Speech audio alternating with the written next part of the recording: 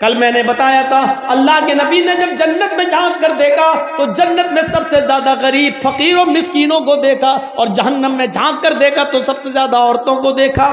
میرے بھائیوں اندازہ لگائیے، یا ایھا الذین آمنوا استعینوا بالصبر والصلاۃ، نماز ایک ماں کی طرح ہے۔ جس طرح بچہ ماں کی گود میں آ جاتا ہے تو اپنے آپ کو محفوظ سمجھتا ہے، ایسی بڑی سے بڑی مصیبتیں جب ہمارے اور آپ کی اوپر آئیں تو ہم نماز میں مصروف ہو جائیں۔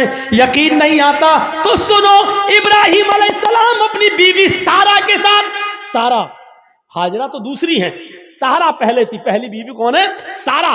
سارہ کے ساتھ جا رہے ہیں اور ظالم بادشاہ کے ملک میں گھس جاتے ہیں، اس ملک کو کراس کرنا چاہتے ہیں۔ ظالم بادشاہ کے وزیروں نے لوگوں کو بتایا، بادشاہ کو بتایا ایک آدمی ہے، اس کے ساتھ ایک عورت ہے اور بڑی خوبصورت ہے۔ بادشاہ نے کہا اچھا خوبصورت ہے، کہاں؟ بلا کے لاؤ۔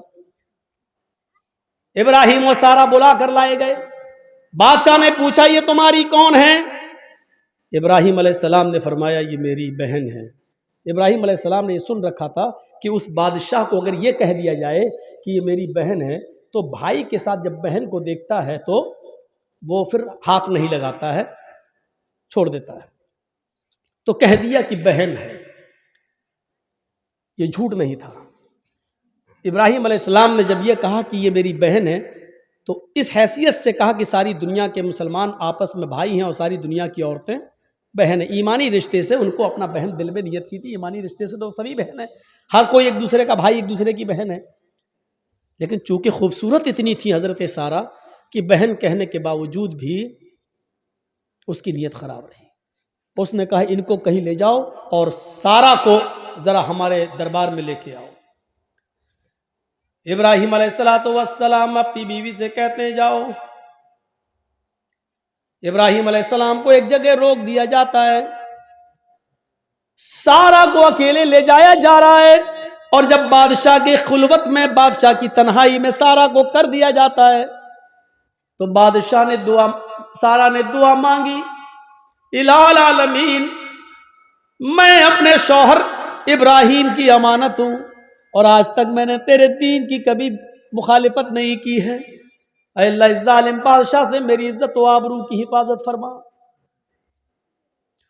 یہ کہہ کر بادشاہ نے جب اس سارہ کی اوپر اپنا ہاتھ بڑھایا تو سارہ کی دعا رنگ لائی اور سینے کے پاس آتے آتے ہاتھ رک گیا، نہ آگے بڑھ رہا ہے، نہ پیچھے ہٹ رہا ہے، نہ نیچے ہو رہا ہے، نہ اوپر جا رہا ہے، یہیں پر آ کر شل ہو جاتا ہے۔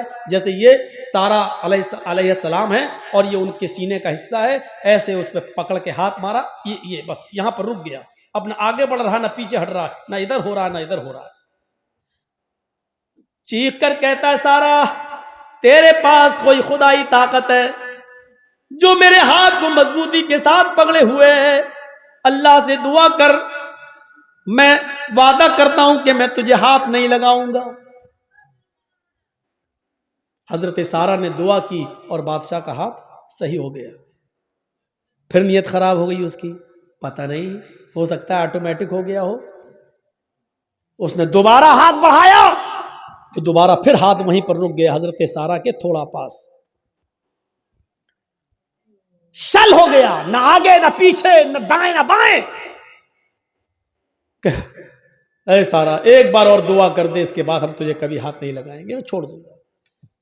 اس نے پھر دعا کر دی، اللہ اس کو ٹھیک کر دے، صحیح ہو گیا۔ لیکن کہتے نا اتنی خوبصورت تھی کہ اس کا دل مطمئن نہیں تھا۔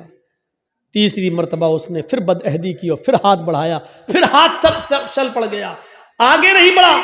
کہتا ہے کہ میں قسم کھاتا ہوں اپنے رب کی، جس کو وہ رب مانتا تھا، میں اپنے معبود کی، اپنے خدا کی قسم کھا کے کہتا ہوں اب ہاتھ نہیں لگاؤں گا، مجھے آخری بار معاف کر دے اور دعا کر۔ سارہ نے پھر دعا کی، اس نے چھوڑ دی اور اپنی لونڈی جانتے ہو، خادمہ، خدمت کرنے والی، جو اس بادشاہ کی لونڈی تھی، خادمہ، خدمت کرنے والی ہاجرہ، اس نے وہ لونڈی سارہ کو دے دی کہ یہ تم لے جاؤ اور یہ تمہارے راستے میں کام آئے گی، اس کو میں تمہیں دے رہا ہوں بطور گفٹ۔ حضرت سارہ جب ہاجرہ کو لے کر آئیں تو پوچھا کہ میرے شوہر ابراہیم کہاں ہیں؟ بادشاہ کی پولیس، بادشاہ کی فوج جب حضرت سارہ کو ابراہیم علیہ السلام کے پاس لے کر گئے تو حضرت سارہ کیا دیکھتی ہے کہ ابراہیم علیہ السلام نماز میں مصروف ہیں، نماز پڑھ رہے ہیں. مسلم شریف کی حدیث ہے، وہ نماز میں مصروف ہیں، نماز پڑھ رہے ہیں، اور نمازی میں یہ دعا کر رہے ہیں کہ اللہ میری بیوی کی حفاظت فرما، اللہ میری بیوی کی حفاظت فرما، اللہ ظالم بادشاہ کے ظلم سے ہماری بیوی کو بچا لے. نماز میں مصروف ہیں. میرے بھائیوں، جب سارہ کے اوپر مصیبت آئی اور ظالم بادشاہ نے جب ان کو پکڑا اور اپنے آغوش میں لینا چاہا تو ان کے پتی ابراہیم علیہ السلام نماز کے اندر گر جاتے ہیں، نماز میں مصروف ہو جاتے ہیں، نماز پڑھنا شروع کر دیتے ہیں. غور کیجئے، جب کسی کے اوپر مصیبت آئے تو اس کو نماز کے اندر نماز پڑھنا چاہیے، اس کو نماز کے اندر اللہ رب العالمین سے دعا کرنی چاہیے، کیونکہ نماز ایک ماں ہے، آپ کو اپنی آغوش میں لے گی، اور جب آپ نماز کی آغوش میں آ جائیں گے تو سارے خطروں سے محفوظ ہو جائیں گے، سارے خطروں سے آپ الگ ہو جائیں گے، پھر کوئی خطرہ نہیں رہے گا، ٹل جائے گا وہ خطرہ. آپ کو یاد ہوگا صحیح بخاری کی روایت ہے، بنی اسرائیل میں ایک نوجوان تھا، نام تھا اس کا جریج، نام تھا اس کا جریج، بہت نیک عبادت کرنے والا، بڑا اللہ والا، بڑا نمازی. ایک بار حضرت جریج نماز کے اندر مصروف تھے، نماز پڑھ رہے، اور ان کی ماں کو کسی چیز کی ضرورت پیش آ گئی تو جریج کو آواز دینے لگی، آئی جریج. جریج کہتے ہیں اللہ میں نماز میں ہوں اور پیچھے میری ماں آواز دے رہی ہے. جریج یہ کہتے ہیں اللہ میں کیا کروں، میں نماز میں اور میری ماں پیچھے آواز دے رہی ہے. پھر اس نے تیسری آواز دی جریج، لیکن جریج نے کوئی جواب نہیں دیا، وہ نماز پڑھتے رہے. چوتھی بار جریج کی ماں کے منہ سے یہ جملہ نکلا، جریج تو نے میری آواز سن کر بھی انسنا کر دیا. آئے اللہ جریج اس وقت تک نہ مرے جب تک کہ وہ کسی بدکار عورت کا منہ نہ دیکھ لے. آئے اللہ جریج کو اس وقت تک تو موت مت دینا جب تک کہ جریج کسی بے شرم و بے حیا عورت کے ساتھ ہم بستری نہ کر لے، اس کے ساتھ زنا نہ کر لے. ماں کی بد دعا تھی، ماں یہ بد دعا دے کر چلی گئی.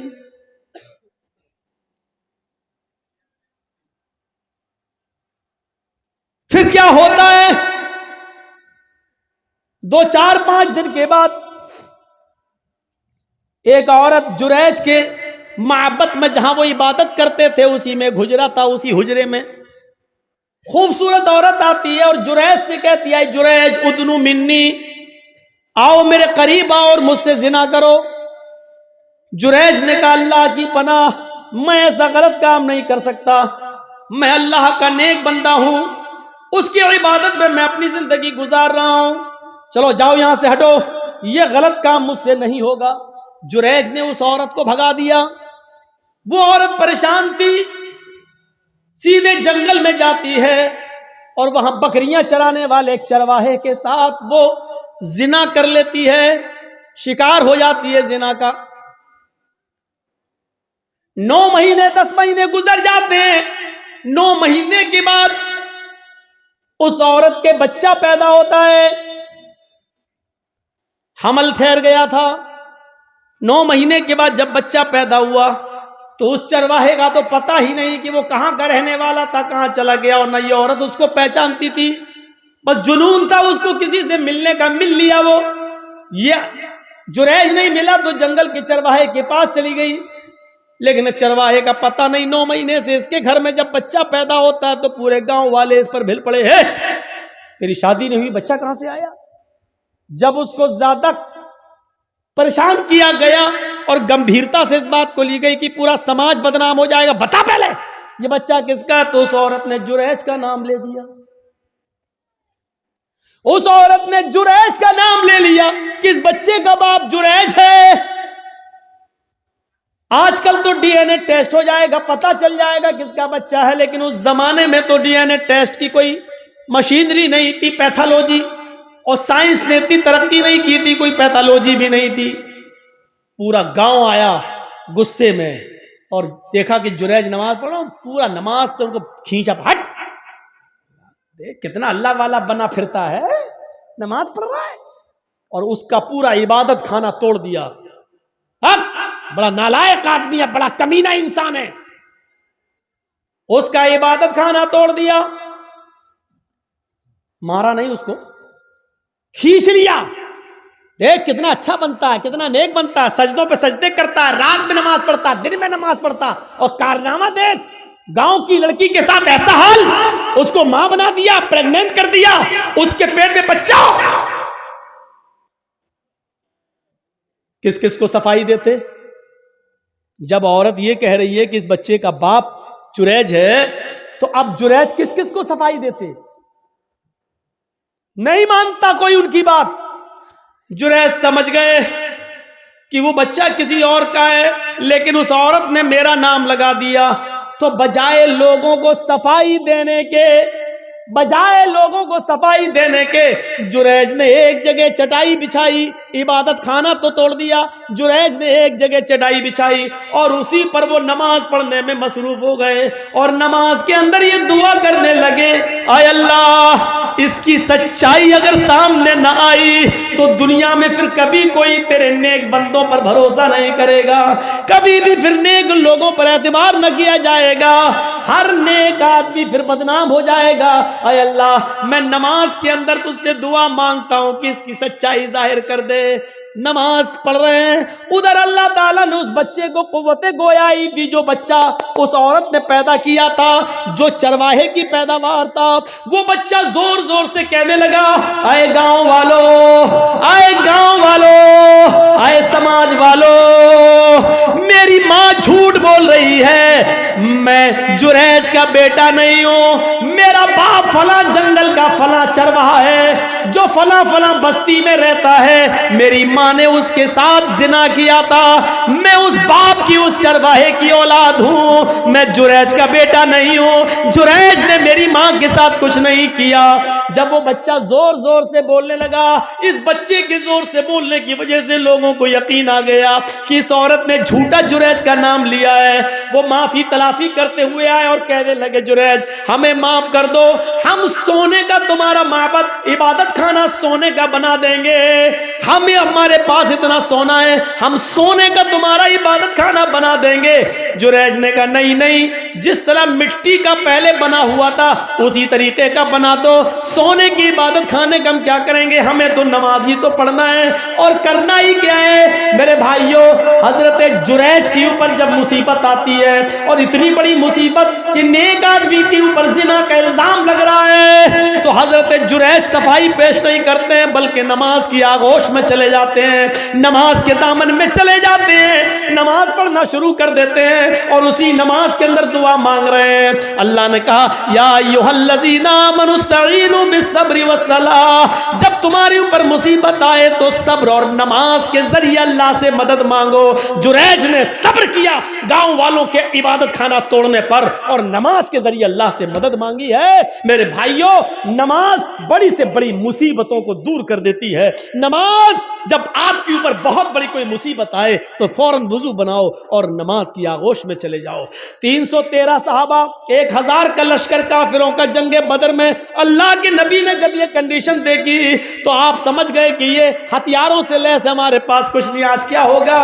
तो आप नमाज पढ़ने लगे और सजदे में ये दुआ करने लगे, अल्लाहुम्मा ला तुहलिक हाज़िल असाबा इन तहलिक हाज़िल असाबा लन तुअबद बअदल यौमि क़त्तु। आय अल्लाह, आज अगर ये मुट्ठी भर जमात हलाक हो गई, आज ये 313 साहबा अगर मिट गए, हलाक हो गए, तो इस रुए जमीन के ऊपर फिर कभी तेरी इबादत ना हो सकेगी, इस रुए जमीन के ऊपर फिर कभी कोई तेरा नाम लेने वाला ना होगा। आय अल्लाह, इन 313 साहबा की हिफाजत फरमा।